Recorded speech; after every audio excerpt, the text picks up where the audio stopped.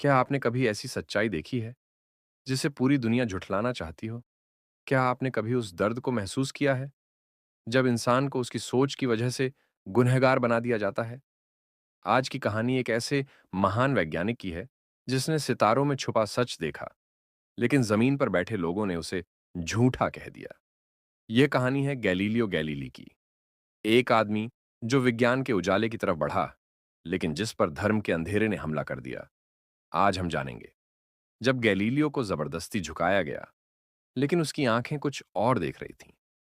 सन 1564, Italy का एक छोटा सा शहर पिसा, यहीं जन्मा था गैलीलियो। एक ऐसा बच्चा जो बचपन से ही सवाल पूछता था। उसके पिता विंसेंजो गैलीली संगीतज्ञ थे, लेकिन उन्होंने अपने बेटे को गणित और विज्ञान की तरफ प्रेरित किया। गैलीलियो का मन पढ़ाई में था, लेकिन सिर्फ किताबों में नहीं। वो हर चीज को खुद समझना चाहता था। कहते हैं, एक बार गैलीलियो चर्च के अंदर था। वहां एक लैंप झूल रहा था। बाकी लोग प्रार्थना में लगे थे और गैलीलियो उस लैंप को देखता जा रहा था। उसने अपनी नब्ज से समय मापा और ये जाना कि पेंडुलम यानी झूलता हुआ वस्तु एक नियमित समय पर ही आगे पीछे होता है, बिल्कुल घड़ी की तरह। यह था उसका पहला प्रयोग। तब वो सिर्फ 19 साल का था। गैलीलियो को मेडिकल पढ़ना था, लेकिन उसका दिल भौतिकी और गणित में था। यूनिवर्सिटी ऑफ पीजा में उसने पढ़ाई शुरू की और जल्द ही वो उन विचारों से टकराने लगा जो सदियों से वहां पढ़ाए जा रहे थे। उस समय यूरोप में अरस्तु, एरिस्टोटल के विचार सबसे ऊंचे माने जाते थे। अरस्तु ने कहा था, भारी वस्तुएं तेजी से गिरती हैं। लोगों ने आंख बंद करके मान लिया, लेकिन गैलीलियो ने इस सिद्धांत को चुनौती दी। उसने पिज़ा की मीनार से दो गेंदें, एक भारी और एक हल्की, को गिराया और सबने देखा, दोनों साथ गिरी। पूरा विश्वविद्यालय चकित रह गया। गैलीलियो ने विज्ञान को आंखों से देखने का नजरिया दिया, न कि सिर्फ किताबों से। 1609 में गैलीलियो को खबर मिली कि नीदरलैंड में किसी ने दूरबीन बनाई है। गैलीलियो ने खुद वैसी ही एक दूरबीन बनाई, और उससे भी बेहतर। वो पहली बार कोई इंसान था जिसने उस दूरबीन से आसमान को देखा, और जो उसने देखा, उसने पूरी दुनिया की सोच को हिला दिया। गैलीलियो ने पाया, चंद्रमा की सतह पर गड्ढे हैं, यानी वो पूरी तरह सपाट नहीं है। बृहस्पति, जुपिटर के 4 चांद हैं, जो उसके चारों ओर घूमते हैं। शुक्र, वीनस के चरण, फेजेस होते हैं, जैसे चंद्रमा के। इन खोजों का मतलब था, सूरज ब्रह्मांड का केंद्र हो सकता है, ना कि पृथ्वी। यह बात उस समय के चर्च को बिल्कुल मंजूर नहीं थी। गैलीलियो के लगभग 70 साल पहले पोलैंड के एक खगोल शास्त्री निकोलस कोपर्निकस ने एक क्रांतिकारी विचार दिया था कि सूर्य ब्रह्मांड का केंद्र है और पृथ्वी उसके चारों ओर घूमती है। इस सिद्धांत को हेलियोसेंट्रिक थ्योरी कहा गया, लेकिन चर्च ने इसे धार्मिक ग्रंथों के खिलाफ मानते हुए नकार दिया। गैलीलियो ने अपनी दूरबीन से देखे गए प्रमाणों के आधार पर कोपरनिक्स के इस सिद्धांत को समर्थन दिया, और यहीं से शुरू हुआ टकराव। उस समय चर्च सिर्फ धार्मिक संस्था नहीं थी, वह सत्ता थी। जो चर्च के खिलाफ जाता, उसे हेरेटिक यानी कुफ्र मान लिया जाता। गैलीलियो ने 1610 में अपनी खोजों को एक किताब में छापा, सिडेरियस नंकियस, द स्टारी मैसेंजर। यह किताब पूरे यूरोप में आग की तरह फैल गई।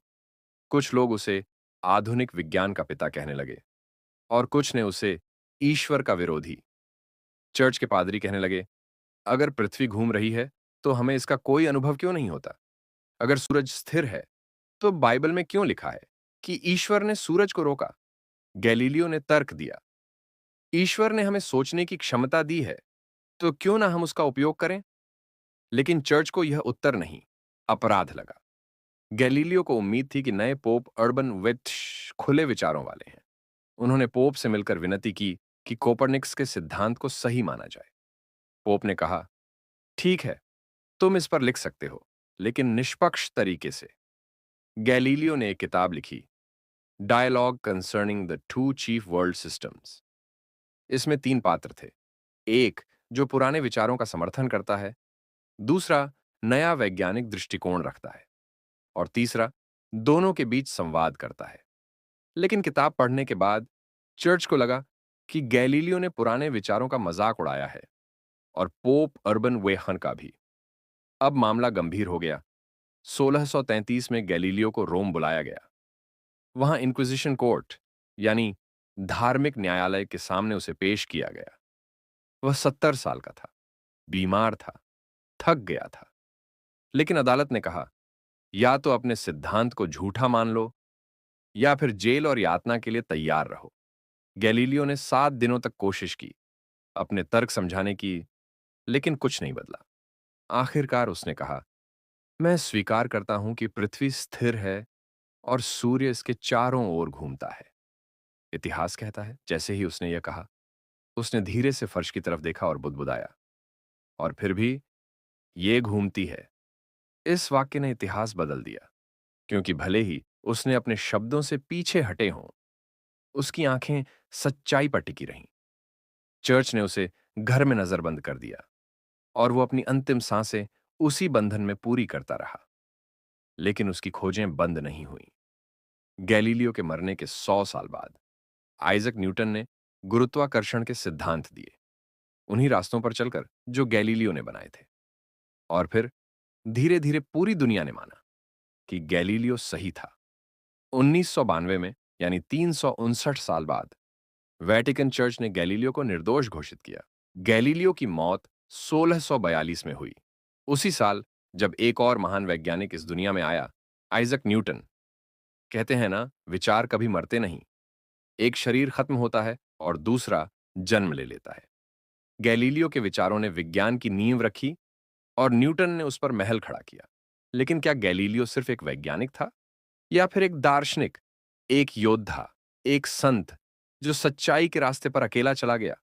आइए अब बात करते हैं उस इंसान की विरासत की, जिसे जमाना पागल कहता रहा और इतिहास ने फादर ऑफ मॉडर्न साइंस बना दिया।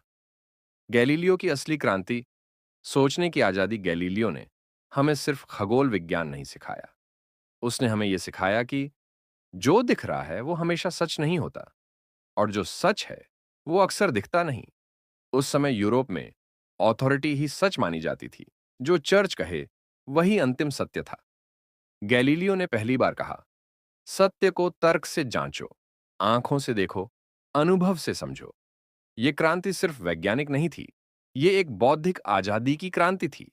गैलीलियो ने ऑथोरिटी की जगह ऑब्जर्वेशन को रखा, फेथ की जगह एक्सपेरिमेंट को रखा, और यहीं से शुरू हुई विज्ञान की असली यात्रा। उसकी दूरबीन से जो दुनिया दिखी, वो हमारी दुनिया बदल गई। गैलीलियो की दूरबीन महज एक यंत्र नहीं थी, वो इंसान की सोच का विस्तार थी, जिसने पहली बार हमें बताया कि हम ब्रह्मांड के केंद्र में नहीं हैं। हमारे आसपास बहुत कुछ है जो हमारी आंखों से छुपा है। और सबसे बड़ी बात, हमारी सच्चाइयां कभी-कभी हमारी सीमाओं की कैद होती है। आज जब हम चंद्रयान भेजते हैं, मंगल ग्रह पर रोवर उतारते हैं, तो वो उसी यात्रा का विस्तार है जो एक इटालियन वैज्ञानिक ने अपनी बालकनी से दूरबीन लेकर शुरू की थी।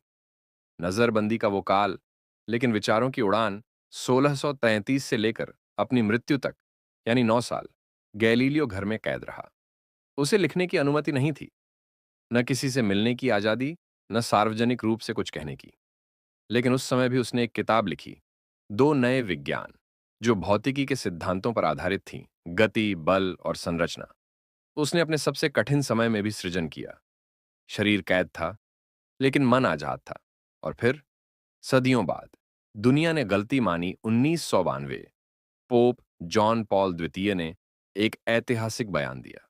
उन्होंने स्वीकार किया कि गैलीलियो के साथ अन्याय हुआ था।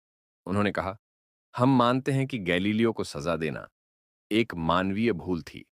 उन्होंने सत्य का अनुसरण किया और हमें उससे सीख लेनी चाहिए। 359 साल बाद सच्चाई को न्याय मिला।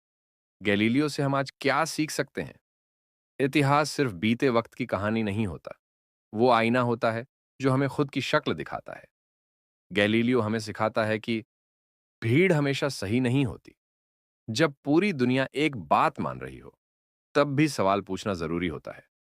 धार्मिक या राजनीतिक सत्ता से डरकर सच्चाई छुपाना ज्ञान की हत्या है। जो कुछ नया सोचता है वो अकेला होगा, लेकिन वही इतिहास रचता है। हमेशा आंखों से देखो, सोच से समझो और तर्क से तय करो। क्या आज भी गैलीलियो जैसे हालात हैं? कहने को हम 21वीं सदी में हैं, लेकिन कई बार जब कोई नया विचार सामने आता है, तो आज भी समाज उसे खतरनाक, देशद्रोही या ईश्वर विरोधी मान लेता है। आज भी वैज्ञानिकों को, विचारकों को, लेखकों को चुप कराया जाता है। कभी धर्म के नाम पर, कभी राजनीति के नाम पर। लेकिन गैलीलियो हमें याद दिलाता है कि अगर तुम सच्चाई के साथ हो, तो वक्त भले ही तुम्हें सजा दे, इतिहास तुम्हें सलाम करेगा। गैलीलियो की आंखों ने क्या देखा था? उन्होंने देखा था एक ऐसा ब्रह्मांड जो विशाल है, रहस्यमय है और हमारी कल्पना से परे है।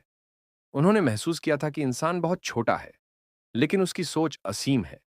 उन्होंने जाना था कि सच्चाई एक किताब की पंक्ति नहीं, बल्कि उस सितारे की चमक है जो हर रात आसमान में टिमटिमाती है। माई स्टोरीज का संदेश: सोच को कैद मत होने दो। आज की ये कहानी सिर्फ इतिहास नहीं, ये वर्तमान का आईना है, क्योंकि जब तक सवाल पूछने वाले लोग जिंदा हैं, तब तक समाज जागता रहेगा। जब तक क्यों पूछने वाले बच्चे हैं, तब तक विज्ञान और दर्शन जीवित हैं। और जब तक गैलीलियो जैसे लोग हैं, तब तक सच्चाई को झुकाया जा सकता है, लेकिन हराया नहीं जा सकता। अगर आपको यह कहानी पसंद आई, तो इस आवाज को आगे बढ़ाइए। कमेंट में हमें बताइए, आपके अनुसार आज के जमाने में गैलीलियो कौन हो सकता है? क्या आपने कभी कोई ऐसी सच्चाई देखी है जिसे दुनिया ने मानने से इनकार कर दिया? माई स्टोरीज पर हम ऐसी ही कहानियां लाते रहेंगे, जो न सिर्फ जानकारी देती हैं, बल्कि आपकी सोच को झकझोरती हैं। वीडियो को शेयर कीजिए, सब्सक्राइब कीजिए, क्योंकि हम मिलकर बनाएंगे एक ऐसा समाज जहां सवाल पूछना जुर्म नहीं, जुनून होगा।